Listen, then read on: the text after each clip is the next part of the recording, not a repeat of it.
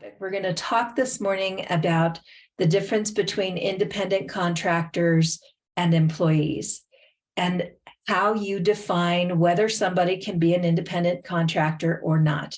So before we get started, I'd love to know if any of you have anyone working for you. You can just raise your hand. Do any of you have independent contractors? Okay. All right. Looks like pretty much everybody. All right, good. Well, let's see if they really are independent contractors.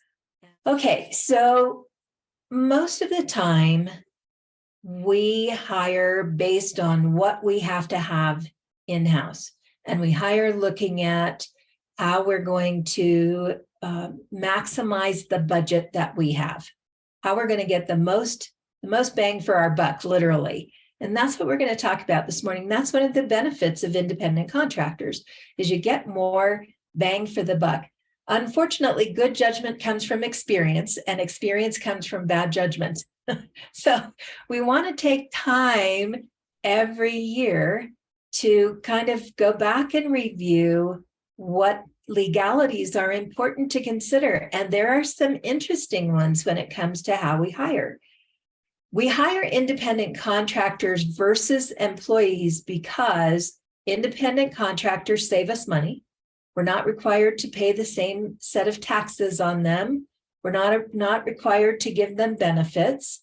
They save us time because they are professionals who are already trained for what we've hired them for. Independent contractors should come to us trained and prepared to do the work. If we have to do any training at all, it should simply be training as to what our systems are. How do you turn in your invoices? Where's a good place to park? All of that kind of cultural stuff. But you should not have to train them to do their job. If you have to train them to do their job, they're probably not an independent contractor. Independent contractors are held accountable in a different way, because they're coming to you purporting to already have experience. So again, we're not training them, we're holding them accountable to be able to do their job right from the start, which is really different than it is with employees who we say, well, let's give you 90 days to get used to what we're doing here. Independent contractors should be able to step right in. They should have the experience level to step right in. And a good independent contractor will grow your knowledge. They are coming to you at a different level. And I often will say, hire peers as independent contractors. You want to hire somebody who is on your level, in a leadership role, on your level in their industry. They may not know everything that you know, but they are in their industry, experienced and skilled and able to be spoken to in a different way than how you might speak to an employee, especially a new one. So the determination of this is very specific. The IRS is very specific about what allows you to be an independent contractor and what does not. So there are behavioral considerations that are looked at by the IRS. They look at the type of instruction you have to give. They look at the degree of instruction, which is what we just talked about. They also look at evaluation systems. Do you have to evaluate this person? How do you evaluate this person and why? And they look at whether you have to provide training. So instruction relates to how you do things every day. With an employee, you are generally giving them business instruction about where, how, and when to work. So where and when to do the work, what tools and equipment they use is important. Are they using your tools and equipment? Are you providing them their computer or the tools that they use to care for the lawn or whatever it is? Do you provide their equipment, or do they provide their equipment? If you are providing their equipment, that could lean you towards being an employee, having that person be an employee. What workers do they hire to assist with the work? So let's say you hire an independent contractor to care for the outside of your building. Are you providing volunteers to support them, or are they providing their own staff to come in and work? Who will cover them? This is a really important question to ask your independent contractors. If you're on vacation, do you have someone who will come in and help us, or are we without you for that time?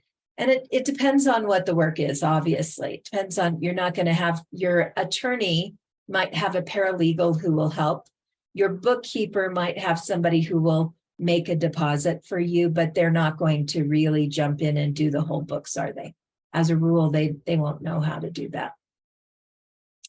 Where do they purchase supplies and services? Do they purchase supplies and services through you? Cleaning supplies, for example.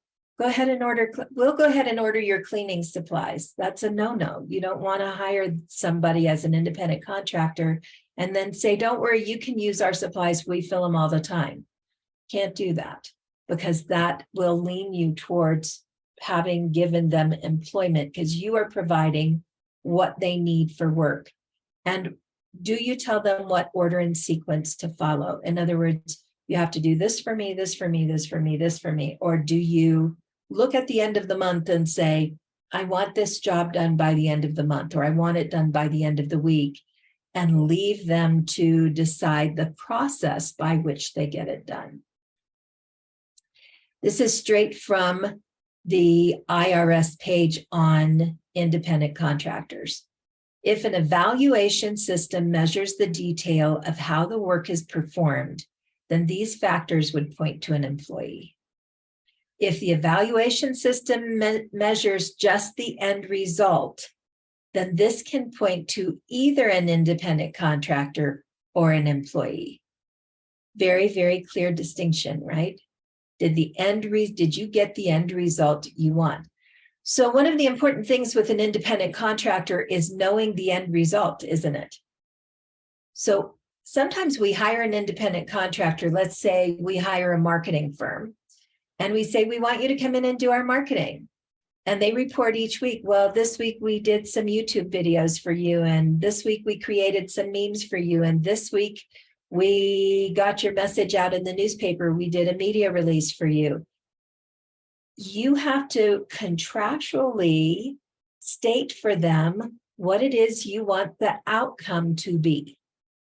When you create the contract and you have your agreement with them, you're not giving them a variety of options. You might say, we want you to create a media post for us 5 days a week.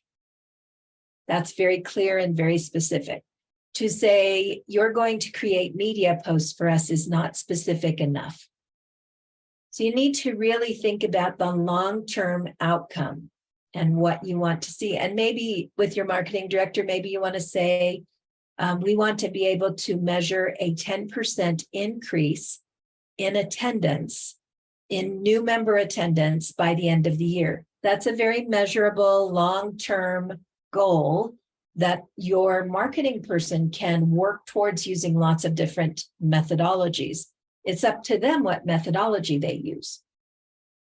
They get to choose that.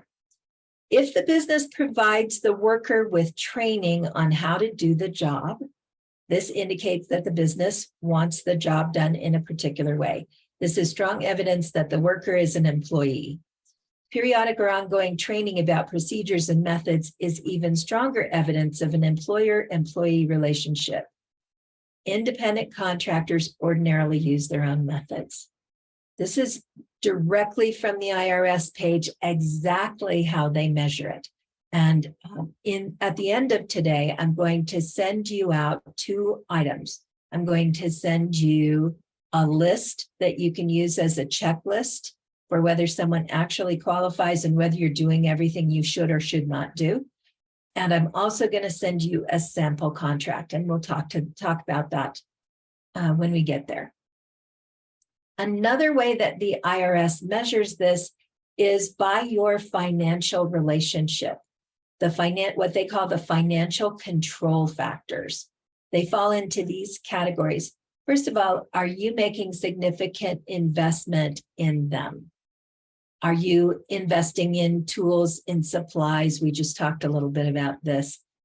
Do they have significant investments of their own? Are they buying their own tools, taking care of their computer systems, maybe buying media and using media from the money that you give them versus that marketing person is billing you directly for the work for the media time. If you're working with somebody in marketing, you want them to bill you directly, and they need to be making the investment in the media that they're purchasing, which is one of the areas that doesn't get covered very often. Do they have unreimbursed expenses? So are you being asked to cover the expense for the toner in their computer at home because, gosh, I'm working for you, and would you take care of that? That is an unreimbursed expense that a business owner has. They're not going to ask you to take care of their business rent, their utilities, their supplies, the products that they need to do the job for you should be incorporated in the overall expense that they're asking of you every month. That creates for them an opportunity for profit or loss. And if a business does not have an opportunity for profit or loss, it's not a business. And when you work with an independent contractor, you are working with another business. Even if it's an individual doing business, it's still a business. And when they file for taxes, they're not filing as individuals, they're filing a Schedule C because they have a business. So you should not be reimbursing expenses. You can have a conversation with your contractor and say, if there's something that we can do to help you, or if you have this additional expense, let us know in your billing. We will change what you're billing us every month. We can change the terms of our agreement so that those expenses are covered. But you don't want to be reimbursing their expenses because it needs to be visible that they could have a loss. Are there services available in the market? One of the things that can be really valuable if you ever have to prove that this person who came to you came as an independent contractor is to have a copy of an ad that they run, do a screenshot of their own individual business marketing online, get their business card and attach it to their contract. So that if you get audited, you can say, well, she has a business card. This is her business. This is how she presented herself to me. You want to have something that shows that they are in the market doing more than just marketing to you. In other words, they didn't become an independent contractor so they could work with you and you could save money. They were already contracting in the market. They were already marketing their business. Also, the method of payment. So, as a rule, independent contractors are not paid by the hour. They're paid more in a salary form. We don't call it a salary. It's an agreed upon term payment. So whatever you decide, when you're negotiating with them, if they say, well, my normal rate is $75 an hour. Okay, how many hours are you going to spend with us each month? You want your contract written around a flat fee. Well, I'm going to spend 10 hours. Okay, $750 a month. We're going to do $750 a month. If it takes you less time, that's your business. If it takes you more time, that's your business. We can reevaluate this at the end of the contract, right? But it's a flat fee. Another piece of this that is important is to remember the contract. When a person is called an independent contractor, there must be a contract, right? It doesn't make any sense to do this without a contract. Otherwise, they wouldn't be a contractor. There is no contract. It seems like such an obvious thing that you would have a contract for an independent contractor. But what is true more often than not is that we bring someone in, we make these decisions about how they're going to work, and we never actually create a contract. So This contract is from a company called HR Branches. They exist here in Colorado Springs. I will give you all their contact information. This company specializes in HR, and I work with them for all the companies that I consult because their job is to make sure that they are on top of the law. So when I knew I was going to teach this class, I reached out to them for a sample contract because I knew they would have made sure it was updated and had everything in it that it needs. So this is the sample I'm going to send to you. The owner of the company is a lovely woman named Rihanna Warner. You could call her for just about anything and say, hey, Rihanna, will you answer a question for me? She has a whole resource bank of information. This contract will simply give you everything we just talked about. Who you are, who you're working with, the name of the contractor, everything you need, including their social security or EIN number is on here. A very clear description of what it is they're going to do for you, the terms of the agreement, and this is an important piece. A contract has a term. If you're not sure you want to work with somebody for a year, don't sign a year term. Say, let's sign a 1-month term and see how it works. Let's sign for 90 days and see how it works. When you come back to the end of that, you're not giving them an evaluation on their process. You're giving them an evaluation on the outcome you desired. What did you get for your money? Did you get what you asked for? That's a really important distinction. That there is only one person who is the designated contact is also important. In other words, an independent contractor works with you. An independent contractor is not being asked to work with 7 members on the staff and get direction from all of them. It's a business agreement. They're working with you, you will get them the information they need, or they're working with somebody else. Maybe they're working with someone on the board or a particular volunteer team, but they have one designated person who they are working with, who is reporting back about what it is they're doing. Terms of pay, very clear. How much per month are you paying them? Very, very clear. I do not recommend you do it by week. I recommend you do it by month, even if they're only working 1 week of the month for you. It is week to week is how we pay employees. By month or by year is how we pay contractors. The company shall not be liable for any expense paid or incurred by the independent contractor. No reimbursed expenses. You have to figure that into the amount that you're charging me. Very clearly, we're not paying your payroll taxes, your federal or state taxes. And this is important. Make sure your bookkeeper is not issuing a check out of your payroll system, that they're issued a check differently. This is especially important if you're in QuickBooks, because if you're in QuickBooks, your payroll, it's very easy for them to pop that into payroll and not have the taxes taken out. You do not want them paid the same way. You want a very clear distinction in how you pay your independent contractors versus your payroll. And that's something you can talk to your bookkeepers about. Most bookkeepers really know that, but it's a good thing to check on, because every once in a while you get somebody in that position who just doesn't have any idea about it. Tax liability notice basically just says you have to pay these. This needs to be in here. This is left out of so many contracts.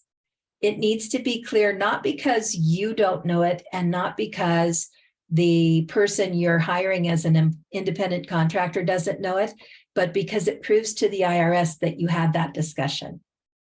So you want to make sure it's in there. This one is one we don't think about, and it's a very important clause.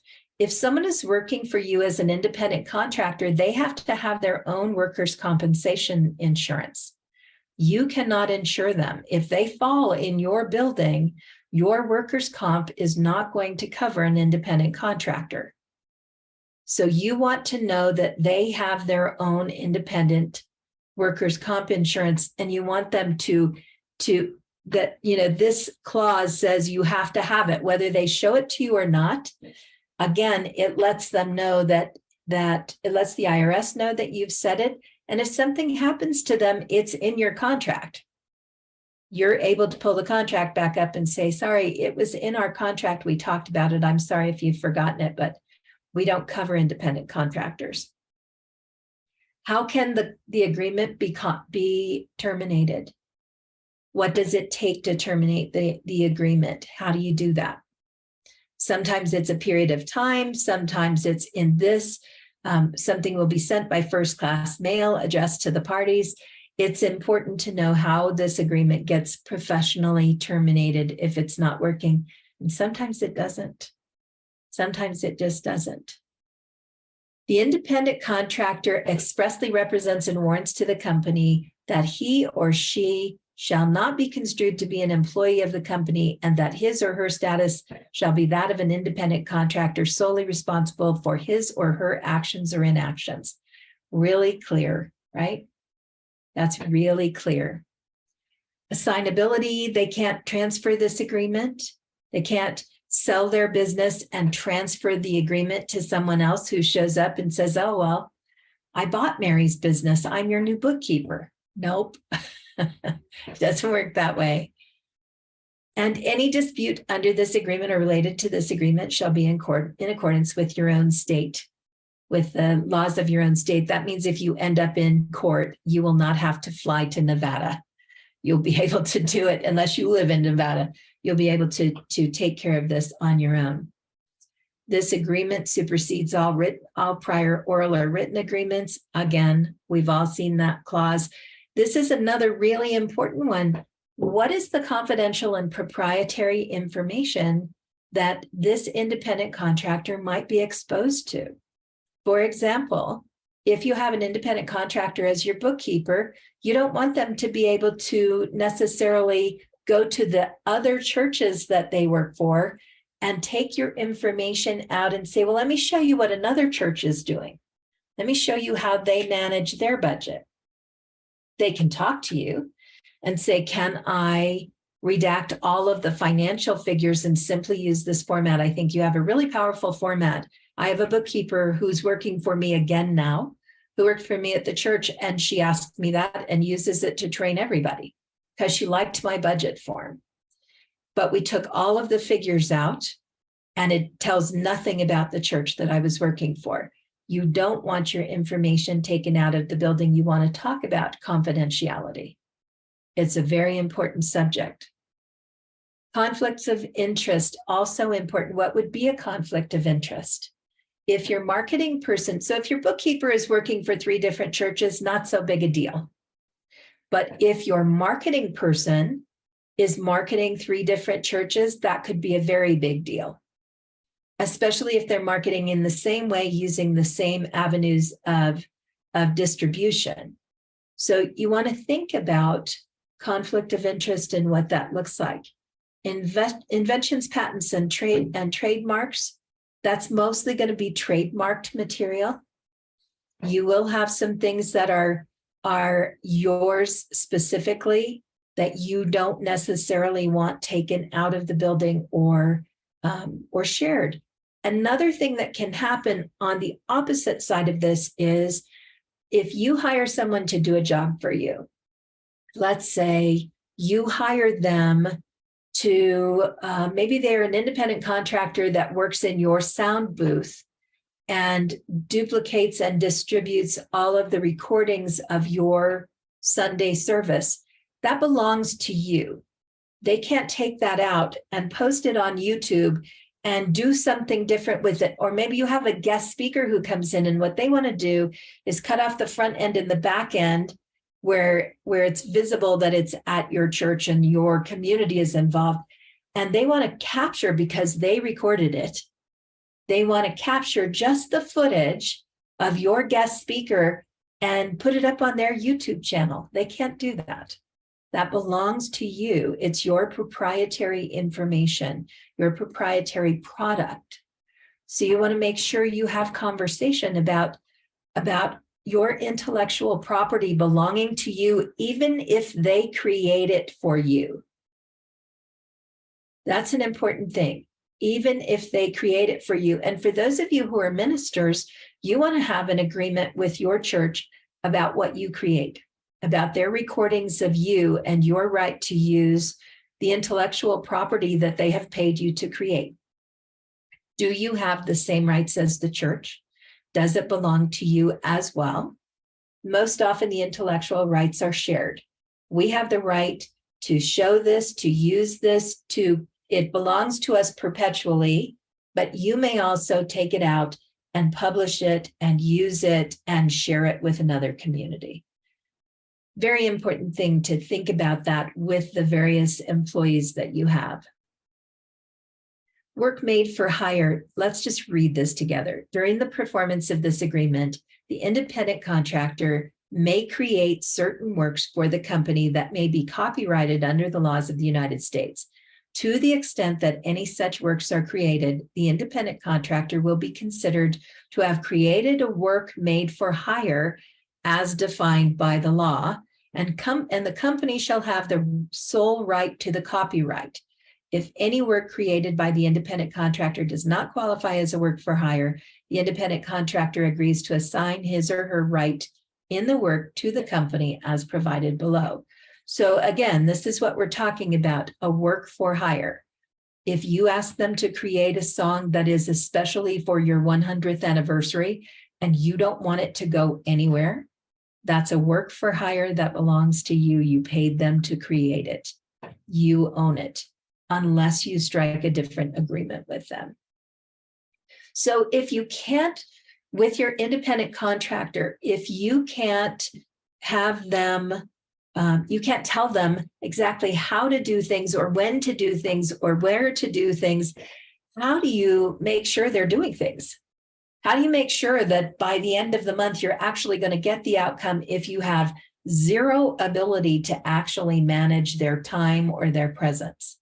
How do you make that happen? It's a big risk, isn't it? Like you're really counting on them to do a job. And if they are unable to do it or don't do it, you get to the end of the month and the job is not done. You do that by having them report. You expect them to provide a written report on their progress. I would like a weekly written report on your progress so that I understand what's been done and how close we are to the outcome. You can ask them to do that. You can't tell them, I want the written report to look like this and have these categories, and I want you to define all of this. If they say to you, what kind of things would you like included? I'd like to know from the independent contractor that's taking care of my landscape, I'd like to know that the plants have been purchased for the backyard and you're planning on planting in the next week. Very different than me saying, I want you to plant these the first week or buy them the first week and plant them the second week. Confirm for me that that's happened. Now, I want to know that you have purchased them and what your plan is for planting them, because they get to create the plan. The independent contractor shall comply with all applicable security regulations of the company. This is important too. You want to make sure that they keep a secure and safe site, that they are working in a safe way, because even though you're not covering their compensation, their workman's compensation, you are covering the workman's compensation of your employees and other people who are around them. So you want to make sure that security and safety are both covered. These are the questions you should be asking yourself. And this list is really important. There were some things on this list when Rihanna sent it over to me. There were some things on this list that surprised me. So if you click on the link, and I'll send it, it'll be link bound when I send it to you. If you click on the link, it will take you right to the IRS page. So just save this, and that will always be there. And if the IRS makes changes, you'll have that. You'll have those changes present. You have information about all of the different forms that you need and how things should be done here. So review the criteria. Use Form SS8 for determination of independent contractor status if you're unclear. Develop a written agreement with a specific scope of work. Do not have a contractor complete an application. You should, at the most, in their file, have a description of their business, not a job description, not a description of, not a what am I thinking of? Not a resume, but a description of what they do as a company. Require the contractor to supply their own compensation. We talked about that. Require the contractor to work off company premise. Do not give them an office. What you can say is, if you need to work on site, there's always a table open for you in fellowship hall. You can always sit back there if you're here doing something. This is especially true for marketing people because your marketing people might be doing an event. So it's tempting to say, of course, we have an extra office. You can have an office here. It's not a good idea. It's one of the quickest ways to have the IRS determine that they're an employee is that they're working on your site. Require rent payment to be rendered upon completion of tasks and jobs. So that's a very different thing than we're just going to do this ongoing and I'll pay you on the 10th of every month. When you complete the garden, we'll pay you for the garden. When you complete this marketing task, we'll pay you for this marketing task. Do not pay their expenses. Do not provide continuing education. When they come to you and say, hey, there's this great class, and if I could take it, it would really help me do a great job for you. Sorry, we can't do that because you're an independent contractor. You have to pay those expenses yourself. Do not have contractors perform similar work to other employees. This is another one that's really important. Are they doing something that you have someone on site doing as well? Contractors should not be close to core business operations and therefore considered employee type work. It's a very different thing. So how this plays out is if you hire a clerk to enter data for your bookkeeper, that's different than a professional bookkeeper. A data entry person, that should be an employee. A professional bookkeeper brings a different kind of skill.